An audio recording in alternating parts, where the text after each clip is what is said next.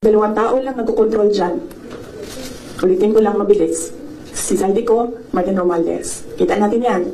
Tingnan nyo ang NEP, tingnan nyo ang GAA, tingnan nyo ang tingnan nyo ang NEP, tingnan nyo ang GAB, General Appropriations Bill, tingnan nyo ang GAA. Kakita ninyo ang galawan dyan.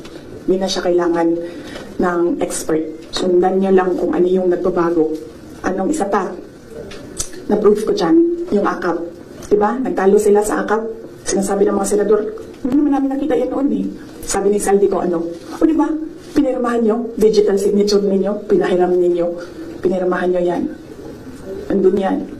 Wala nang bycam na nangyayari. Ang sa akin lang, presidente ka, diba? So you have a full cabinet of experts, finance experts nandyan sa iyo. So nakikita nila, diba? Oh, President, Mr. President, ito po yung net natin. Pero pagdating po sa GAB, ganito na po yung nangyari. Di ba magtatanong ka na, ano nangyari? Bakit naging ganito? Di ba?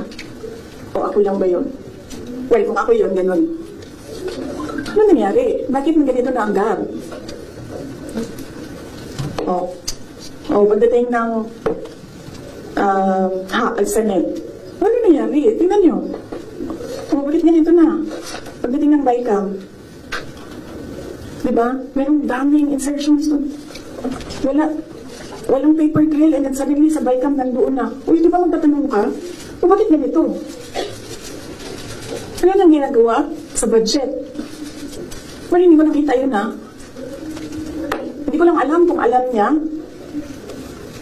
But there is an expectation that alam mo kasi ikaw ang nag-submit ng NEP, at nakita mo kung anong lumabas sa GAA.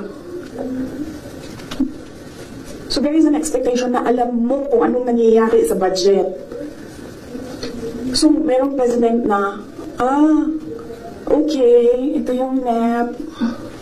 Then after a few months, okay, ito yung GAA. Wondering kung alam niya kung ano nasa page 2.